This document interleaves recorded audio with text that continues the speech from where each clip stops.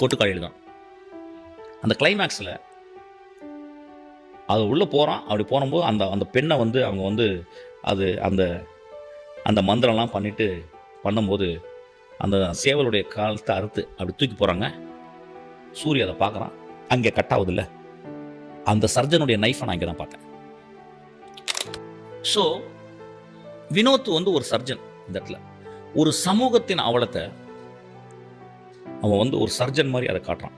எனக்கு தெரிஞ்சு நான் இப்படி தான் சொல்லுவேன், இந்த 25 வருஷத்தில் 2 கிரேட் ஃபிலிம் தான் நான் சொல்லுவேன். முதல் கொட்டுக்காளி,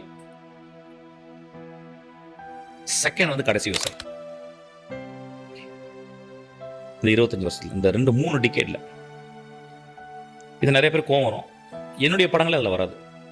அதை சொல்றதுக்கு நான் கொஞ்சம் கூட வெக்கப்படல. அதை நீங்க எக்ஸ்க்ளூட் பண்ணி இதை சொல்லல. என் படம்லாம் சேர்த்து தான் சொல்றேன். இந்த 30 வருஷத்துல இந்த 2 படம் தான் கிரேட்டஸ்ட் ஃபிலிம் சொல்லுவேன்.